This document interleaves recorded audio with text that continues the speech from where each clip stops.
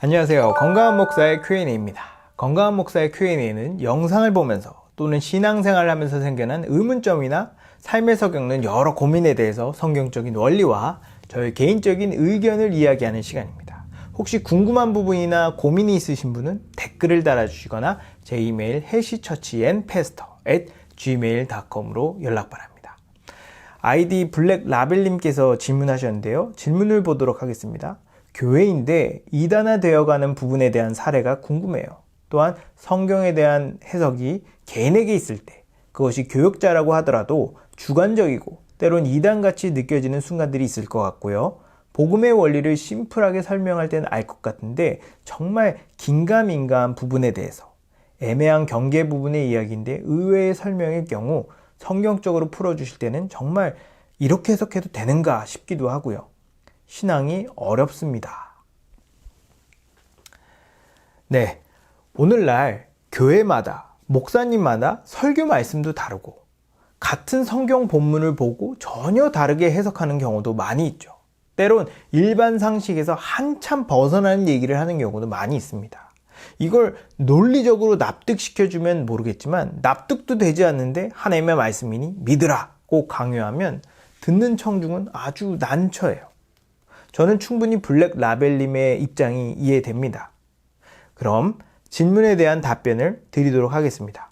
먼저 질문을 살펴보니까 성경 해석에 대한 부분이 궁금하신 것 같아요.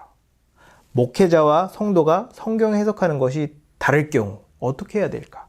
단지 설교자가 목사라는 이유만으로 내 해석을 포기하고 그 설교자의 말씀을 수용해야 하는가?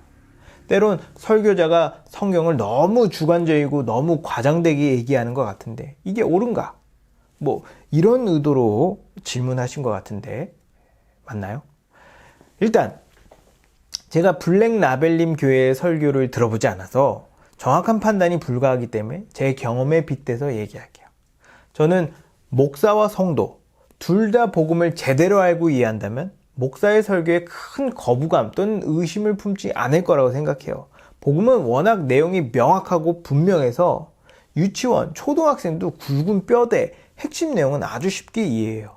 좋은 설교는 이런 복음의 굵은 뼈대에 살을 붙임으로 성도들이 통일되고 복음 중심적인 관점을 가지도록 만들죠. 그러나 만약 성도가 복음을 모르거나 믿지 않는다면 목사님의 설교가 이해 안 될 수 있고 거부감이 들 수 있어요. 보통 교회 다닌 지 얼마 안 된 초신자가 이런 반응을 보이는데 복음의 관점이 세상의 관점과 완전히 다르고 또 우리의 죄를 지적하기 때문에 마음이 불편하고 거부감이 드는 건 어떤 면에서는 당연합니다. 그러나 교회를 다닌 지 얼마 안 된 초신자뿐만 아니라 교회를 몇십 년 다니신 분도 복음을 모르는 경우가 많이 있어요. 전에 계시던 목사님은 복음을 믿으면 좌로 가도 복받고 우로 가도 복받고 자식이 잘 되며 사위 번창한다고 설교하셔서 그렇게 복음을 알고 있었는데 새로 오신 목사님은 오히려 복음을 믿으면 고난당하고 양보해야 되고 돈을 많이 벌 수 없으며 여러 가지 어려움을 당할 수 있다고 얘기하죠. 이러면 전에 듣던 얘기랑 다르니까 그 목사님의 설교가 이해 안 되고 거부감이 들 수 있죠. 또 반대로 목사가 복음을 모르거나 믿지 않는다면 설교가 반복음적으로 흘러갈 가능성이 아주 높습니다. 에이, 그래도 목사인데 복음을 모를 수 있나요? 네, 충분히 복음을 모를 수 있어요. 물론 아주 기초적인 내용 정도는 알고 있겠죠. 예수님이 우리를 위해 십자가에 죽으셨고 죽으신 지 3일 만에 부활하셨으며 예수님을 믿으면 구원받는다. 이 정도만 알고 기초적인 내용만 근근히 설교에 섞어서 설교하는 거죠. 이렇게 아주 단편적인 복음의 지식만 가지고 얼마든지 비복음적이고 반복음적인 설교를 할 수 있어요. 제 개인적인 생각이지만 이런 설교를 하는 교회가 참 많다. 제 생각이 틀리길 바라지만 여태 경험하고 들은 게 있어서 상당히 심각한 수준에 와 있다고 판단합니다. 더 안타까운 건 그런 설교를 하시는 목사님께서 개인적으로 인성이 나쁘거나 나쁜 의도를 가지고 그런 설교를 하는 게 아니라 본인은 이제껏 그렇게 설교해 왔고 그렇게 하는 것이 맞고 옳다고 생각하며 한편으로는 확신을 가지고 있다는 거죠. 저는 그런 목사님들이 이런 상황까지 오게 된 안타까운 배경이 있었다는 거 이해합니다. 그러나 그렇다고 잘못된 설교를 하는 것이 정당화될 수는 없어요. 근데 만약 목사와 성도 둘 다 복음을 제대로 알고 제대로 이해하며 제대로 믿는다면 저는 설교에 대한 충돌이 없을 거라고 봅니다. 아주 사소한 부분에 충돌이 있을 수 있지만 설교의 중심 주제 또는 중심 주제를 뒷받침하는 소주제에는 충돌이 없어야 한다고 봐요. 왜냐하면 복음의 가장 큰 줄기에서 중심 주제가 나오고 그 중심 주제에서 소주제가 나오는데 어떻게 충돌이 생기나요? 그럼에도 불구하고 설교에서 충돌이 생긴다. 그럼 아주 심각하게 생각하셔야 돼요. 이건 절대로 그냥 넘어갈 부분이 아니에요. 내 영혼이 죽고 사는 문제며 교회가 죽고 사는 문제입니다. 거짓 목사 한 사람으로 인해 교회 전체가 구원을 못 받을 수 있어요. 거기에 나도 포함될 수 있죠. 오늘날 대한민국에 있는 모든 사람은 성경을 소유할 수 있습니다. 그리고 모두가 성경을 읽을 수 있죠. 목사라고 해서 성경을 제대로 보는 것이 아니라 복음을 알고 믿는 사람이 성경을 제대로 보고 해석할 수 있어요. 성경은 아무나 수수께끼 책이 아니에요. 성경은 쉽습니다. 잘 읽기만 해도 성경 내용의 80% 정도는 쉽게 파악할 수 있어요. 이렇게 성경이 쉽고 분명한데 목사가 설교에 강한 의문을 품을 정도로 의아한 설교를 한다. 저는 그러기 쉽지 않다고 봅니다. 한국 교회는 아주 이상한 유행 또는 흐름이 있어요. 뭐냐면 성장주의 그리고 신비주의입니다. 성장주의는 수적으로 양적으로 성장하는 것을 가장 큰 가치로 보는 태도예요. 사람이 많거나 몰리는 교회는 좋은 교회다. 이런 생각을 가진 목회자는 자기 교회를 평가할 때 성도 수를 많이 봐요. 성도가 많으면 자기가 사역을 잘하고 있다고 느낍니다. 성도가 없으면 위축되고 부끄러워해요. 그래서 어떻게든 성도 수를 늘리려고 노력하죠. 그러다 보니 설교도 거기에 맞춰지는 거예요. 복음적인 내용은 최소화하고 우리 교회는 좋은 교회, 우리 교회에 다니면 좋은 일이 생긴다. 우리 교회는 일상을 사는데 유익한 지식과 교양을 쌓을 수 있다. 우리 교회는 다양한 문화생활을 즐길 수 있다는 인상을 풍기면서 다가갑니다. 이걸 저는 무조건 반대하진 않아요. 근데 정작 줘야 할 건 주지 않고 불러 모으기에만 급급한 거예요. 모이면 줘야 하는데 계속 모으기만 하는 겁니다. 그리고 주려 했는데 막상 줄 게 없어. 오늘날 많은 교회가 의와 거룩과 진리는 사라지고 성장만 남았어요. 그에 대한 반작용으로 다시 복음 위에 세워지는 교회도 서서히 나타나고 있습니다. 신비주의, 다른 말로 하면 은사주의라고 말하는데 신비주의는 영적인 감각으로 성경을 해석하며 설명하려는 태도예요. 하나님께서 목사를 비롯한 몇몇 사람에게 은사를 주셔서 다른 사람들이 보지 못하는 영적인 비밀을 풀어주는 거죠. 원래 목사라는 직분 자체가 하나님으로부터 지혜, 지식, 가르치는 은사를 받은 사람입니다. 그래서 목사가 예배 때 모든 성도들에게 말씀을 전할 수 있는 거죠. 그러나 이 지식과 지혜는 성경에서 나와요. 성경의 내용과 의미를 벗어나서 따로 하나님으로부터 다른 말씀을 받는 게 아닙니다. 신비주의의 가장 큰 문제는 성경에 있지도 않은 말씀을 마치 하나님의 말씀인 양 말한다는 거예요. 예를 들면 하나님께서 너를 목사라고 하신다. 하나님께서 이 병은 반드시 난다고 하신다.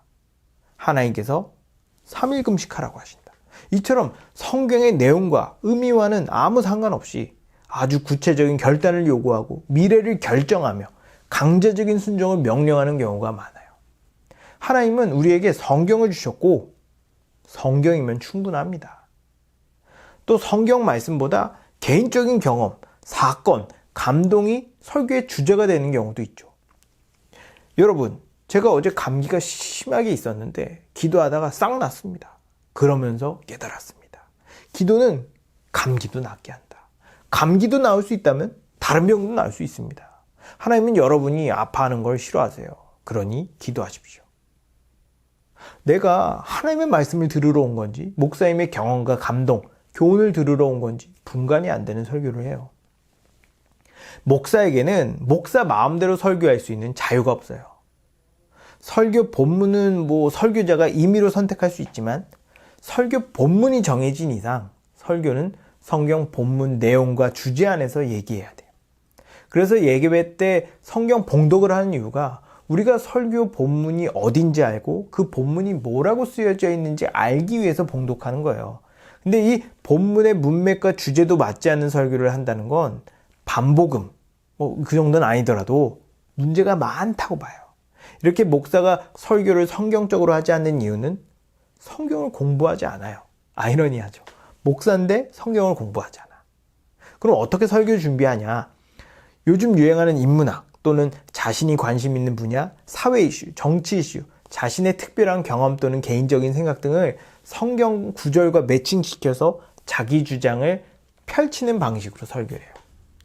성경 구절을 적절히 잘 섞어서 논리적 구조를 튼튼하게 세우면 웬만한 성도들은 아무 의심이나 거부감 없이 설교를 잘 들어요. 게다가 감동도 받고 아주 좋아하죠. 근데 성경을 알고 복음을 아는 사람은 뭔가 이상하다는 걸 느껴요. 말로 설명을 못 하겠는데 저건 아닌 것 같은 느낌적인 느낌? 개운하지 않아. 그리고 나름 성경을 꾸준히 연구하고 성경 보는 훈련이 된 사람들은 대번에 저 설교가 성경적인 설교가 아니고 자기 주장을 펼치고 있다는 걸 파악하죠. 그래서 제가 다른 영상에서도 계속 복음을 배우고 성경을 공부하라고 말하는 겁니다. 내가 위기감을 느끼지 못하고 저 목사님께서 알아서 복음을 잘 가르치겠거니 했다가 함께 손 붙잡고 지옥 갈 수도 있어요. 저는 이 부분을 아주 심각하게 생각합니다.